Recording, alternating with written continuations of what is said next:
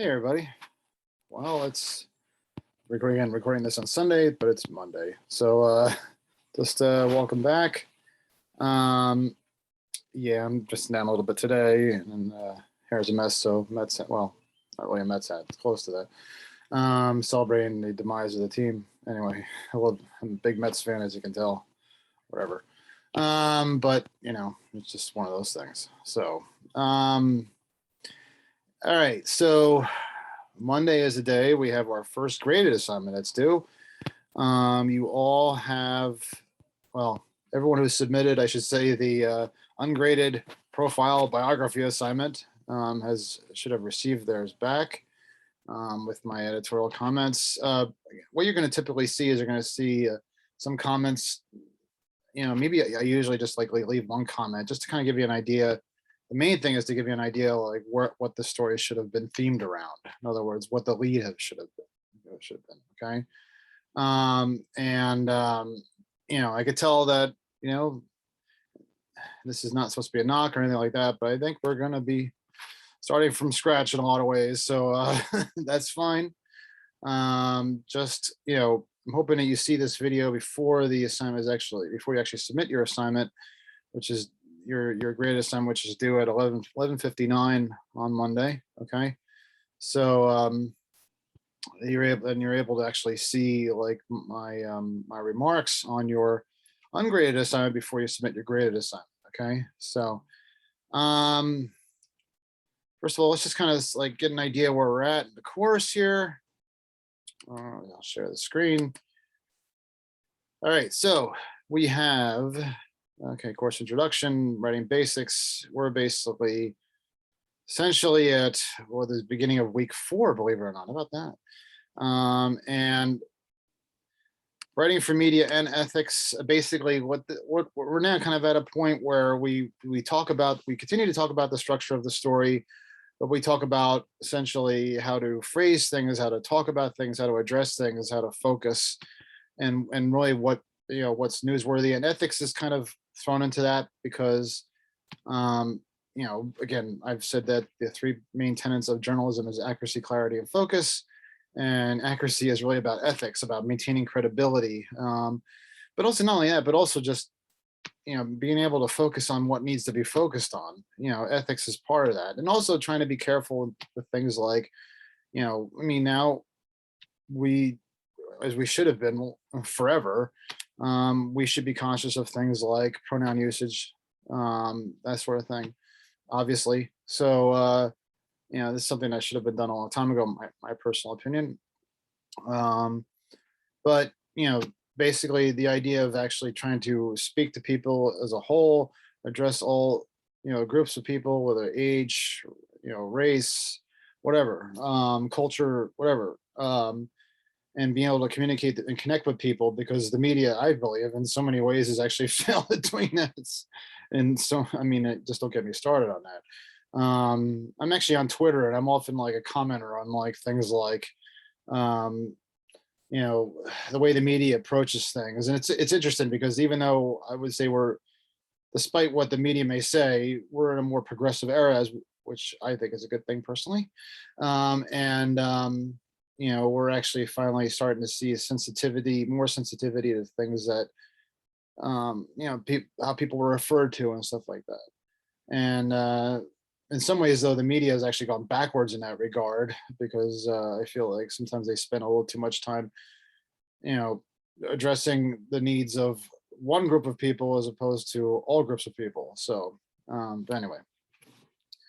All right. So, we'll continue to talk about, the basic forms of writing, but integrated with that essentially is like things to be conscious of in terms of like ethics, and also like obviously some legal issues. It says here a deeper dive into copyright, fair use, blah, blah, blah. Okay. But the main thing is really at this point without really kind of complicating everything here, the main thing here is to really concentrate on, putting together a story that's coherent, makes sense, and again, is also, connects to people in all groups of society. Okay. All right. So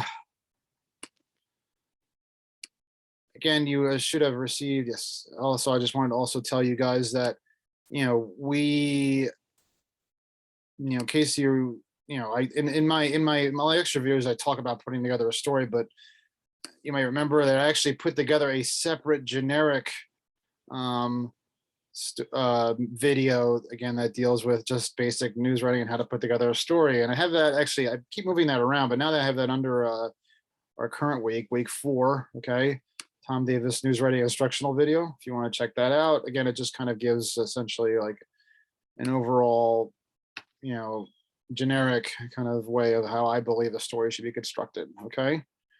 All right.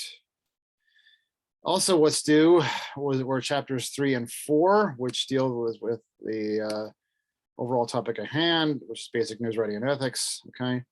All right. So this chapter 3 kind of deals with the extension of the basic news writing of things. Okay, and that's style. Okay, and it just kind of reiterates many of the things I've said before about the need to be simple and to write words that, again, connect with all groups of people. Okay, all, doesn't matter like who they are or what they are, or what skill level they are or whatever, and they're trying to basically get the message out to people. I mean, we see this actually like right now, I believe, with the vaccine stuff that's come out. I mean, it seems like there's a lot of people who are confused, as to what is actually like, they should be doing right now. And we saw this on Friday when, after like a couple months, I guess the Biden administration at one point had actually been pitching booster shots, that sort of thing. And then the FDA came out on Friday and said, well, not so fast, just for 65 and older and people with underlying conditions. So, there needs to be, with any kind of messaging, there needs to be kind of like something that just some sort of simple theme, maybe like a couple months ago, the Biden administration said, this is what we hope to do. We just don't know what if it can happen or not. If they just kind of compartmentalized everything together, taking into account that this may not happen, maybe the message would be a lot simpler and easier to understand. Okay. That's what you just need to do in a news story. Essentially says here, major part of news writing is simple language. George Orwell, in his classic Politics in English Language, complained that too often writers replace strong verbs and concrete nouns with abstract phrases. Okay. Sometimes like reporters go off on like a tangent, or they feel like they need to. Another thing you see a lot is they don't stay focused when they go off on a tangent, or they feel like they have to over explain things. They're stating the obvious. Says such phrases tend to obscure the facts and confuse the audiences, kind of like vaccine messaging, right? No one wants frustrated readers who must untangle the vague meaning of a word. Okay, and that also goes to the whole idea of actually trying to make sure that you try to avoid using what they call SAT words. That's what we used to call them back in the day, right? You try to use words that everybody uses and everybody can understand. Too often I've seen people who are, especially people who are just starting out, they feel like they kind of blow me away with like big words and phrases, and no, that's not the way to do it. The other way, it's not necessarily dumbing down. You could call it that if you want, but the idea is to basically find a way, again, that everybody can communicate and connect and understand. And again, it really should be, news writing should almost be like,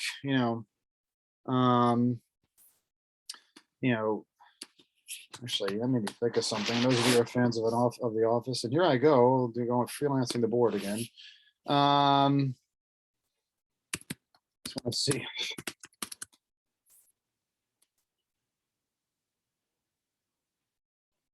Yeah, I was actually looking for the scene where what is it? Where Michael Scott from The Office. I don't know if all you're fans of it. I know this could be a show where people are fans or not. Where he says, "Explain it to me like I'm 5." Okay.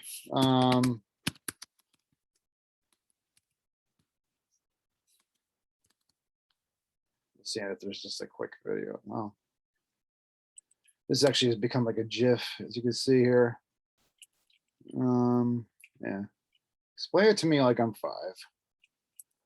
Okay. Just like Michael Scott says, okay. well, maybe it's a better way to with journalism to explain it to me like I'm 10, like in fourth grade. Okay. I don't want to necessarily get to the point where it's you're writing stories in crayon. All right. All right. So it talks about types of writing. Basically comparing things like why we write the way we do and like how why it's you want to avoid. I always say you want to avoid, ironically, of writing like it's like a textbook. you know and the textbooks can often like resemble what looks like in an academic article. And let's face it, would you really read an academic article? I know there's exceptions out there, but would you really read an academic article unless you were forced? um Here's how basically the three different types of writing would handle this story about a third robbery. This is a third robbery this month at the Starlight Apartments on Washington Street. Has tenants worried about their safety and building security. Two robbers with nylon stocking face masks stole a telephone, a computer, DVDs, that's dated, and possibly other items at around 11 o'clock yesterday. Let's look at the fiction. Lyle's mind was whirling as he waited for the police to arrive. He was nervous and panicky as he wondered what he could tell them about the robbery. Was it his phone? And look, that's good writing, but everything. But again, the whole thing about news and everything is really there's so much about the time that's involved, the time amount you got to spend to actually read something and actually ingest it. And again, the idea, I mean, it's really kind of gone in a whole different direction, than people might expect. But so much of your news comes in here, and it comes in the form of alerts, like that. Of course, that's like a Facebook message. So that's how people typically read their news, and because it's such a popular form of literature, as it is the most popular form of literature. It is popular because of its fast nature and the fact that it's able to be delivered to you quickly. Okay. The academic article: previous literature has shown that occupants whose home are vandalized feel a disruptive sense of emotion similar to that of post-traumatic blah blah blah. The current daily use of triangulation of methodology. See, the idea is to try to get the news as fast, not just since it's delivered to you, but also the way it's written too. So you want to make sure that people get the news first and as quickly as possible. Okay. And the way to do that is to make it as simple as possible. Okay. All right. So let's just kind of skip through here a little bit. Again, more tips on simplifying the language. Again, this is chapter 3 in the book. Eliminating unnecessary words. Unnecessary words confuse audiences and make reading and listening more difficult. Journalists use brevity to help people grasp the main idea of a story and retain enough detail to make stories interesting and informative. Some words like that, then, currently, now, for example, are almost always unnecessary. So, I mean, the whole idea of obviously, like sometimes people, like when they try to transition from one paragraph to another, they sometimes they'll say however or that sort of thing. And that's not necessarily anything wrong, but I mean, sometimes that can be a bit of a crutch for people. They may rely a little bit too heavily. It might see to the point where you see a story where however is written throughout, and that can that's the easy for the reader to rely on, but it's boring for the reader to read. Repetitiveness. Okay. All right.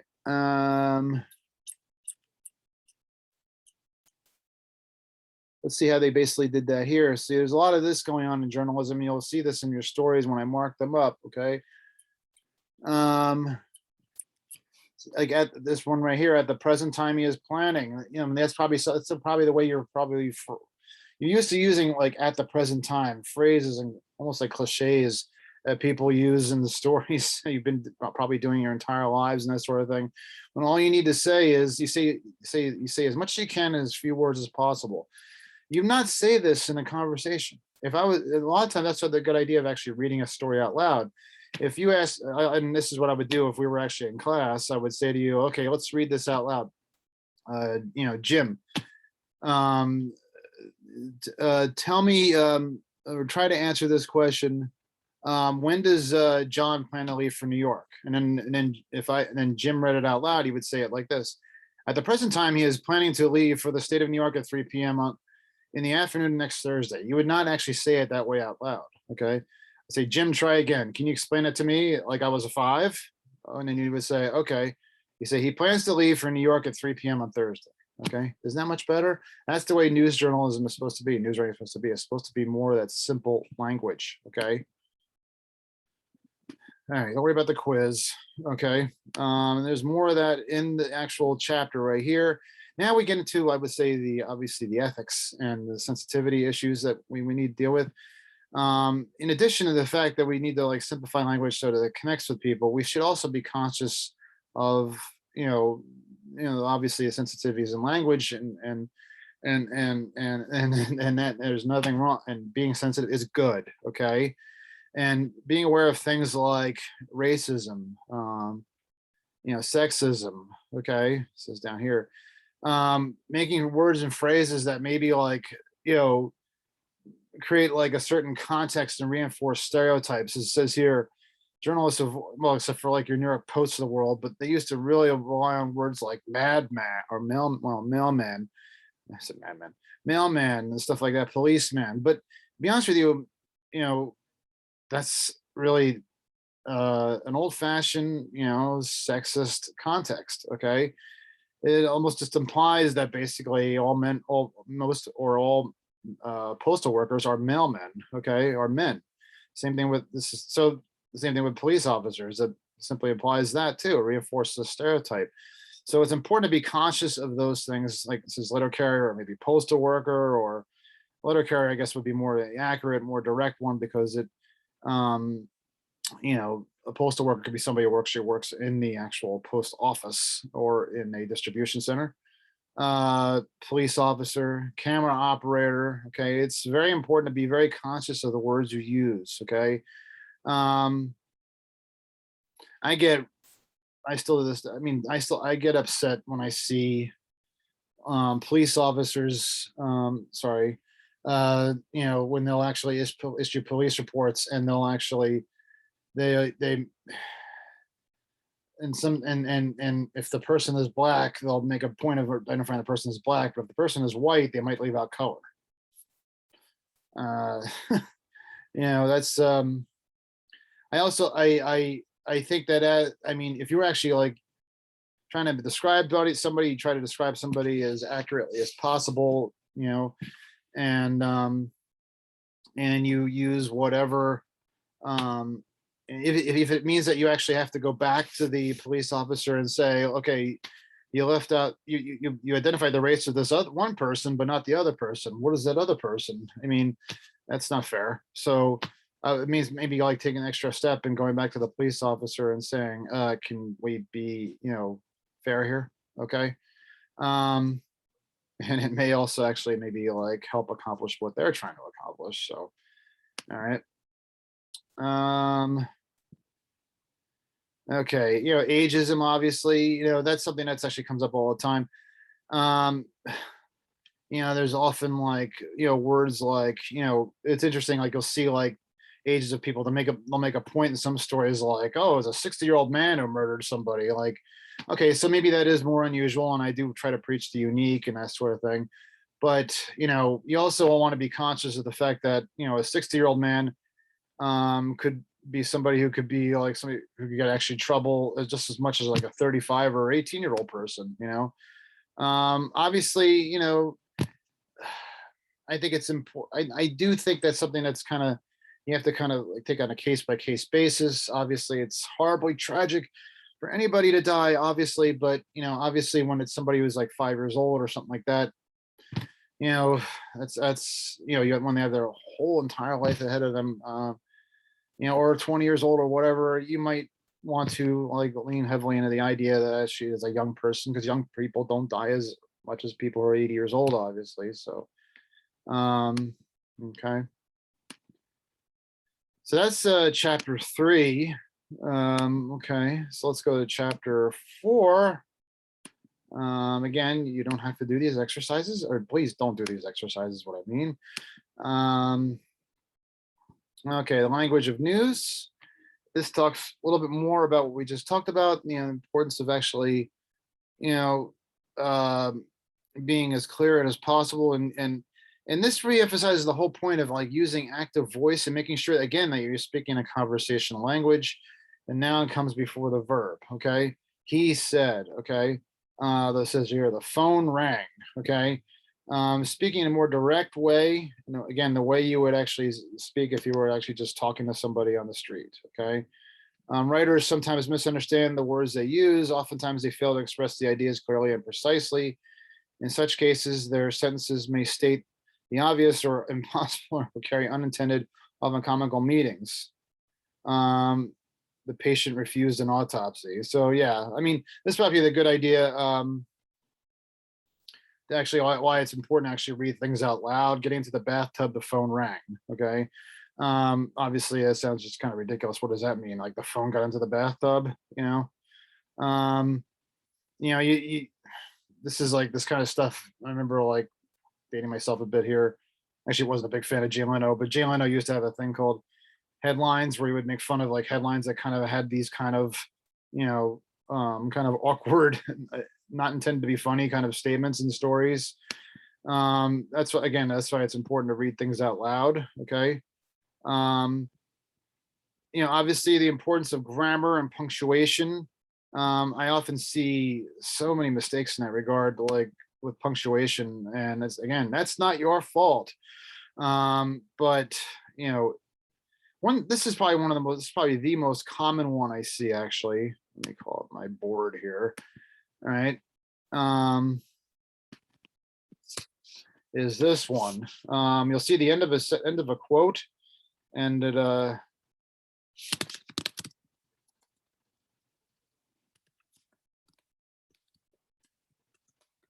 and often see like the punctuation outside, or see the punctuation outside of a quote. That's probably one of the most common mistakes I see. Okay, it's actually in your AP style book. They actually talk about this. Actually, punctuation goes inside of a quote. He said, okay. Again, one of the probably the most typical mistakes that are made. The only time I always thought this was kind of weird. That punctuation that goes outside of a quote apparently is when it's a colon, but I don't know how much we're going to be doing that. It's more, we're going to be talking more about this. Okay. Another thing is actually make sure you're kind of up on your AP style book. Again, I used to give quizzes on this, but then I just kind of felt after a while that's just, it just kind of takes up a little bit too much time, especially since that I've been giving one lecture a week since since March of 2020. So I just try to really just concentrate mainly on the writing, but I look at for things actually within the writing and to make sure that you are actually up to things like AP style. And one of the things to look for in terms of AP style is to make sure you got like dollar figures correct. Okay. Numbers correct. Really just pay attention to the AP style, because things like titles, numbers, all those things, how you're supposed to phrase them are actually in there. Okay. And I will be like kind of like on people's cases about that. Okay. A lot of times I'll see things like $420 spelled out. Again, the idea with AP style is to prevent a uniform language so everybody can understand it. And how people typically understand $420 is like that. Okay. That's how they usually see it written. Okay. That's how they, when they actually envision it. Okay. They don't usually see it spelled out. Okay. And the other thing is also to keep it simple. Okay. So basically spelling things out and everything, it kind of makes it kind of almost like when you read it, it kind of almost extends the sentence. And, visual matters in actually a news story. When people see something that's actually written in a way that's kind of clunky and kind of, kind of takes forever to get to a point, they kind of tend to shy away from it. It kind of, again, looks a bit like a textbook. Okay. So you want to like write numbers that are simple, and that's what the AP style book tells you to do. Okay. Here's the ironic twist. There is a time when you actually do spell out a number. Okay. And actually it's at the beginning of a sentence. That's the only time you spell out a number. And I believe actually this would be actually hyphenated. Okay. And there's a reason for that now. And that's because, and again, a lot of times this goes with appearance, but the Associated Press believes that actually starting out a sentence with a number looks stupid. Okay. So, and weird and a little bit confusing. And it could be confused with things like like maybe you might think that like this is number 4 or something like that, or number 4.20, or number 420. Like numbers will start, or sentences will start with like that. They'll start with like, 'cause maybe you're listing something or something. It'll kind of look like that. It might be like confusing for the reader. Okay. All right. So you want to actually just like, that's the only time you actually will spell out a number, is actually when it's actually, or dollar figures, when it's actually the start of a sentence. Okay. All right. So let's go back to where we were. Again, they give you an idea, like, this is like some very basic stuff. I'm really kind of not here, I got to be honest with you, to teach you English grammar, that sort of thing. But I mean, I got to tell you that there are things in here that like provide a really good refresher in terms of like noun and verb, or subject, predicate, and direct object. Okay. To be honest with you, I really think that actually that's actually, you can really be a good writer if you really have a grasp on the actual like grammar, okay, of things. And I actually, probably the best thing I did when I was actually at Rutgers was not taking a journalism class, but taking a class in English. That kind of comes out weird myself, right? It basically was taking a class that was actually an English elective, and that was it was actually a class in grammar and punctuation. I took that like in my junior year. I actually took it because I thought, it would be honest with you, I thought it would be an easy class to take. And actually what it did was it actually really kind of helped mold and shape my writing and give me an idea like, okay, so this is the English language. This is how it should be work. And it actually really kind of gave me a better grasp of things and how to more effectively use it. Okay. So I would say that probably like, this section of chapter 4 is probably a good idea, not necessarily to, obviously I want you to read it, but to really kind of ingest and refresh yourself on things that maybe like were talked a lot about in like 5th, 6th, 7th grade, but maybe it was high school and maybe or middle school, and you really kind of were like, I don't know, half awake during it like I was. And so, as the chapter progresses, it gets into the more of the stuff that we deal with in the here and now in this class, and that is the importance of understanding the difference between active voice and passive voice. Okay, the batter hit the ball is active voice. Okay, the ball was hit by the batter. Okay, so anyway, you can see that actually right here there's a bit of a lazy way of phrasing things. It kind of is a slow way, and it's not conversational. How you would say it is just like this: the batter hit the ball. Okay, all right, and there's fewer words. Okay. The mayor gave Alex an award. Okay.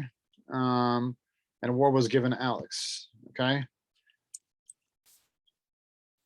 All right. There's more about like, things to look for in terms of like making sure that your writing is like faster, active, more to the point.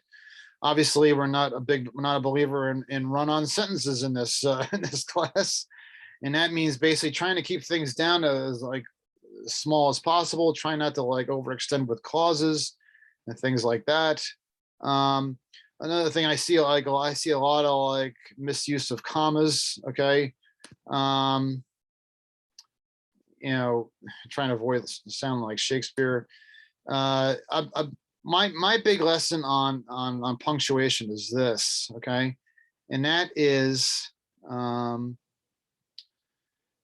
simply this. Okay. Is to basically know that, okay,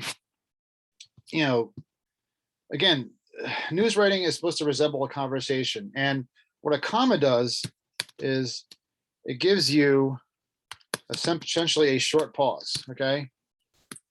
That's basically the way I could say it. Okay. A period is basically a not as short pause, I should say. Okay. But what they do is they provide essentially a reader a bit of a breath as you move on to your next sentence. If you're reading something and it says something and it's basically like along the lines of, and you could almost like, you read it out loud and you can almost like see the natural pause in your actual speaking and that sort of thing, then you obviously know that it should have some sort of break there. And that could become in a comma or in a period. But probably the most important thing is understanding the paragraph. Okay.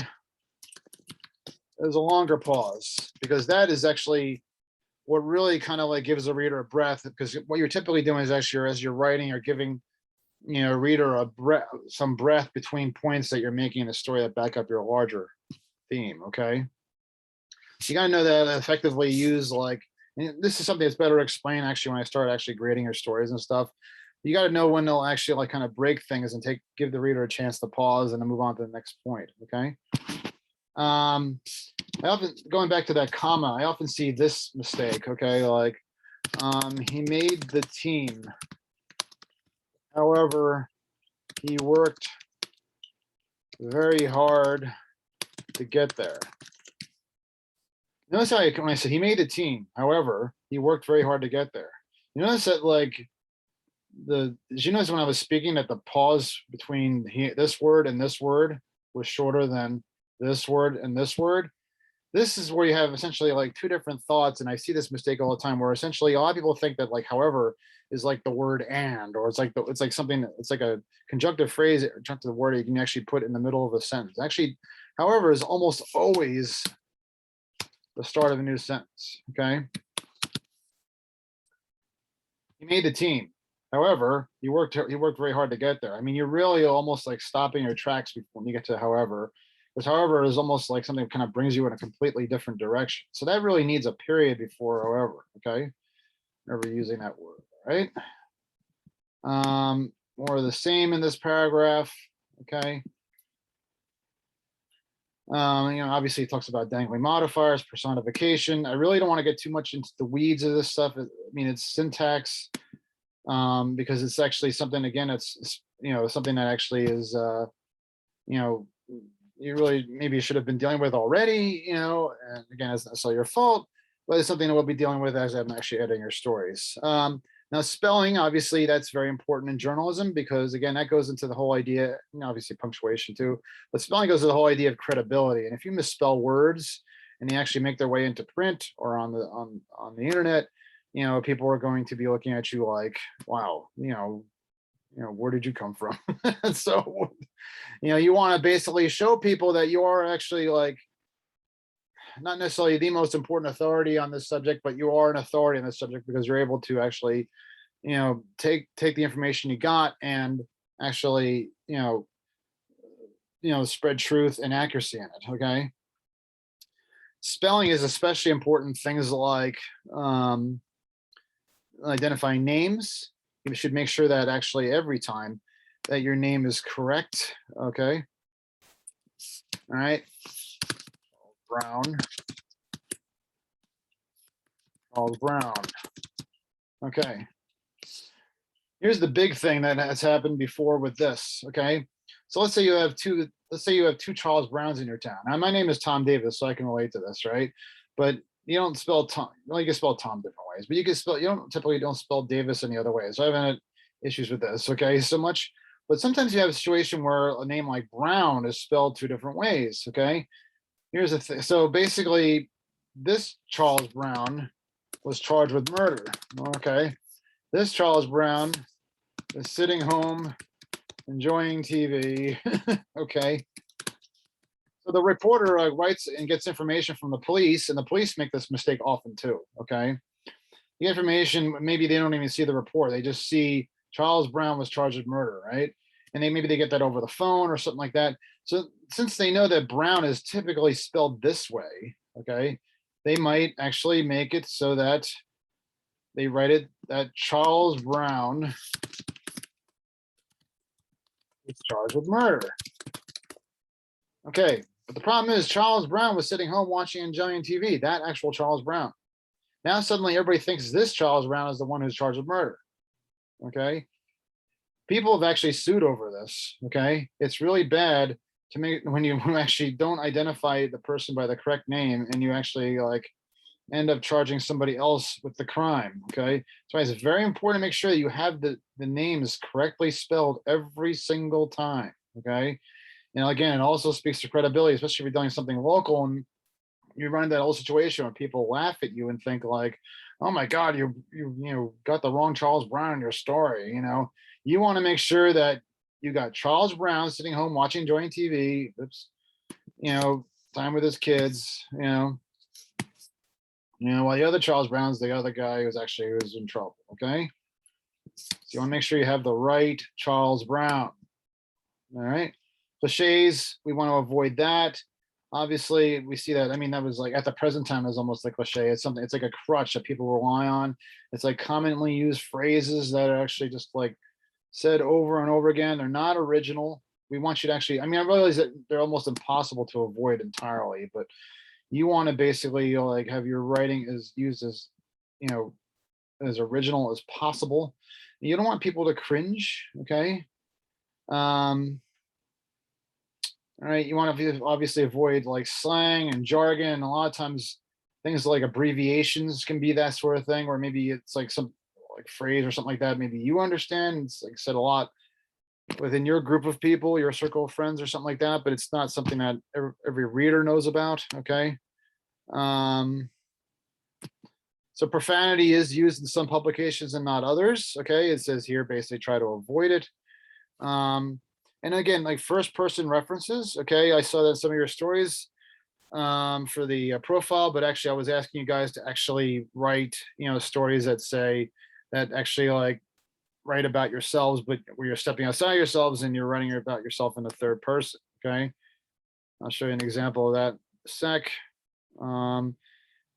You know, obviously like you want to try to avoid, I mean, sometimes you're going to write especially like in today's digital world. Okay. You're going to obviously write about things as they're happening, but most oftentimes news stories happen or are reported when actually after the thing has happened. So, all right. All right. So let's take into account everything we just said in terms, especially in terms of like, you know, trying to like say things as sorry, Sheil, I'm actually going to like use you here. You know, trying to go for the unique at the same time, but also take into account the things we just said about trying to say it possible, being as direct as possible, that sort of thing. Okay. All right. So let's see here. And also like maybe like trying to really address like trying to find the unique in stories and stuff like that, especially if maybe the thing that's unique about that person may not have happened yesterday. Maybe it's happened like a year or two ago. All right. So yeah, when I first look at this story, I'm looking at it, I'm thinking like, okay, well, you know, that's actually, at least visually it's good because, you know, obviously you have the spaces between the graphs, that's good. You have essentially like one or two sentences essentially in each paragraph, that's good. But then when you actually read the story, you see that actually, well, it's not, sorry, Shahil, it's not necessarily the most interesting or unique thing that needs, you know, that we should be angling the story, okay, around, okay? Again, you really want to like find, as you're going through the interview, you really want to find that angle that's actually unique, and then you want to dig into it, okay? So Shahil Patel is a fun-loving, adventurous, funny, and caring guy. Okay, well, one of the things you want to ask yourself actually as you're doing this kind of story is like, isn't everybody? No, not everybody. A lot of people who are not so much that way, but aren't a lot of people that way. So that's not really necessarily unique. Okay, he also really loves to play sports like volleyball, basketball. Again, that's like millions of people are that way. You know, there's really nothing unusual necessarily about that. Okay, so, but then like in the second graph, something lit up to me. He used to be on his high school volleyball team as they were ranked top 3 in the state. Okay, so given the information I was given here, you know, then you go like, you know, that's great. He loves his family, and I appreciate that. He loves the movie Fast and Furious, but again, these are not untypical things. Okay, he's one of the coolest, funniest guys I know, but aren't I? No, I'm just kidding. He loves to eat. Doesn't everybody? Well, not everybody, but he likes to has 5,000 calories a day. The most untypical thing I found here was here, and actually, I mean, the being on a volleyball team actually was ranked top 3 in the state. It kind of connected what he was referring to here. So I was thinking actually that maybe this is actually probably the most unique, interesting thing here. Now here's the rub, okay? The rub is that it's, again, he's not in high school anymore. It could be considered old news or something. So, so now the idea I would say is to actually like basically, you know, played on a high school volleyball team. Was ranked top 3 in New Jersey, and you want to see in the state of, that's too many words, okay? New Jersey's a state. Hopefully everybody knows that already, so you don't have to say in the state of, okay? Also, this is going back to the jargon, essentially, a jargonese thing of way of handling things. Not everybody knows that NJ stands for New Jersey, so you want to spell it out. Actually, that's also EP style. Okay. All right. So but here's how you take this interesting, unique thing about him and update it to the present day, because again, news is about being new. Okay, you try to find out from Shahil. Again, I know Shahil's writing about himself, but whatever. Like, okay, so you were on this team that was really good, and you continue like to play volleyball. Maybe like, what does that mean? Like, what does that mean for today? I mean, like, does that still have an impact on you in some way? Do you plan to continue doing this or something? Maybe one of the things I would first think of is I would probably ask the person again, like, what about impact? What does this mean for you now? Like, why do you still recall this as something that's actually interesting for you? Maybe it's like something like, and he believes this, this background or this experience has made him more confident. Okay. All right. So, so that brings it to the present day. So you have it's still unique and interesting and everything, but we talk about the present day impact. You really want to try to find in a story, like the ultimate goal is to try to find out like the impact, like why should I care? Why does this matter right now? Okay.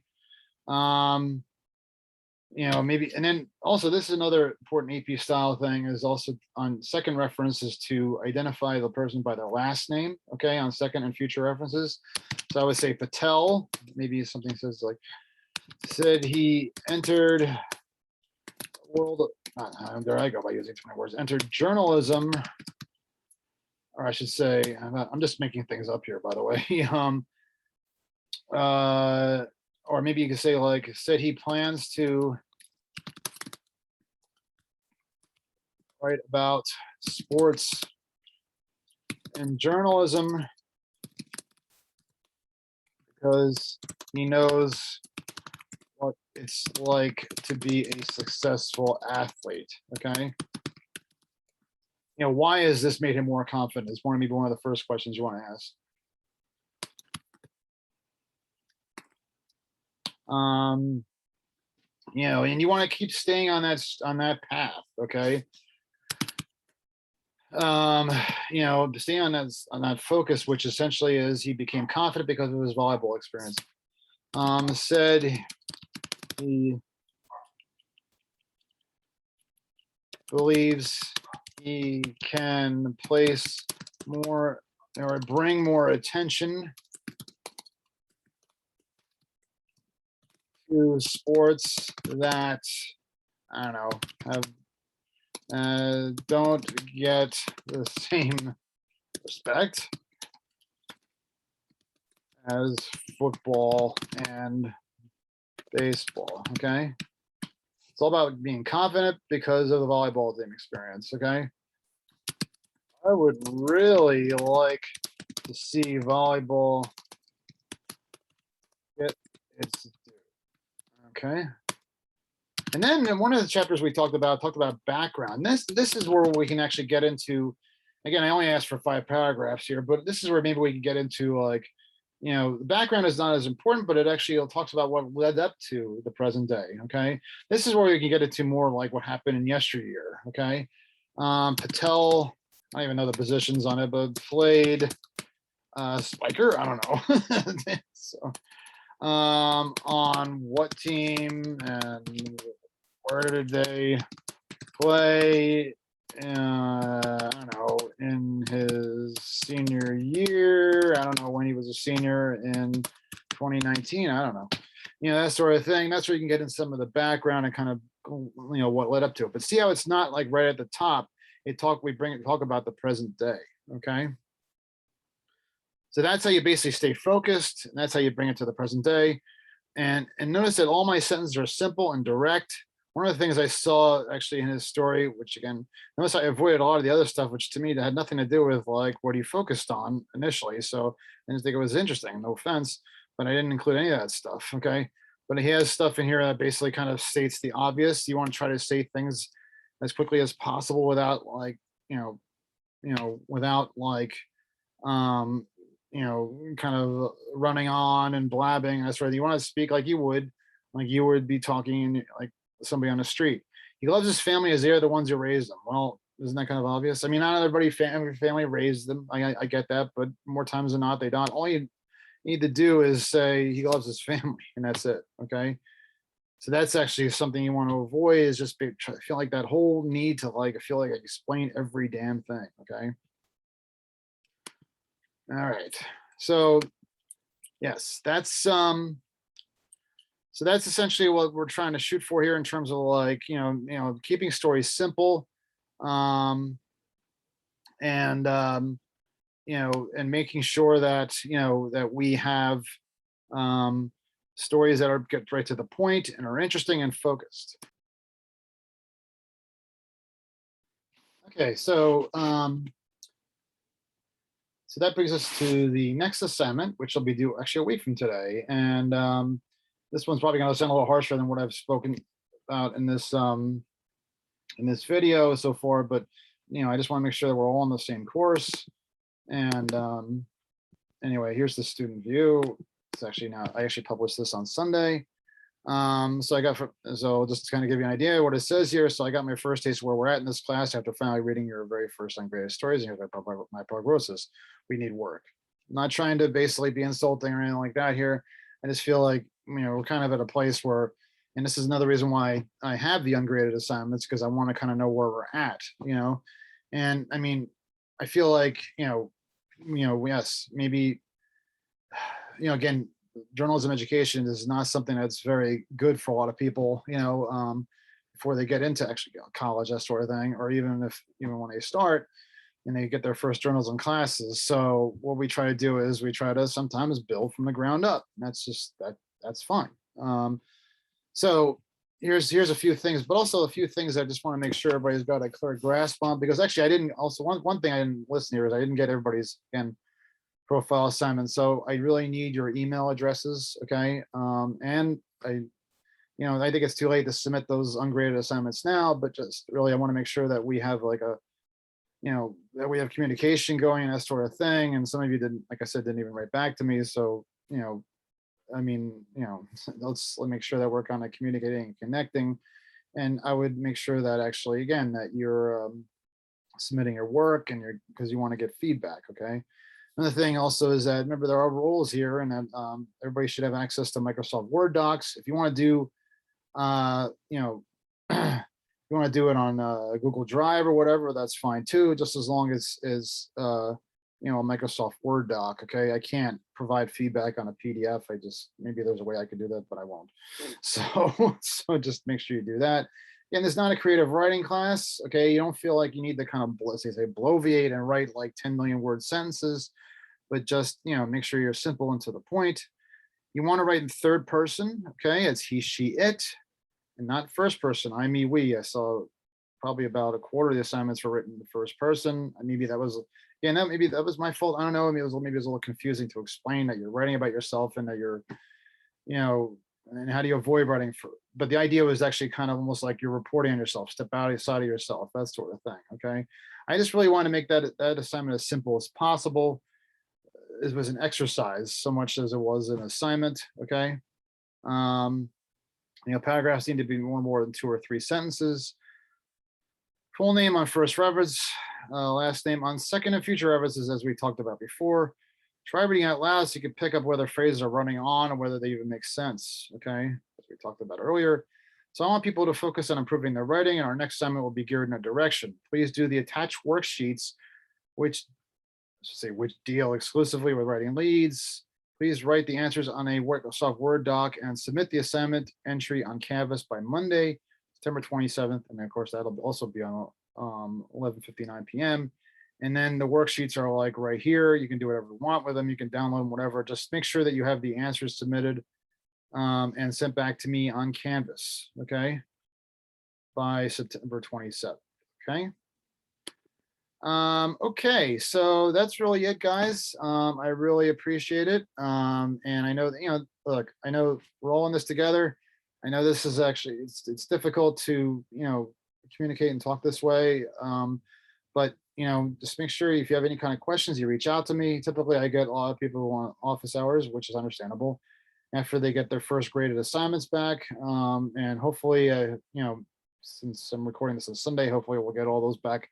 You'll get all those to me by Monday night, and then it's quite possible I might have them graded by next week. I'm not sure.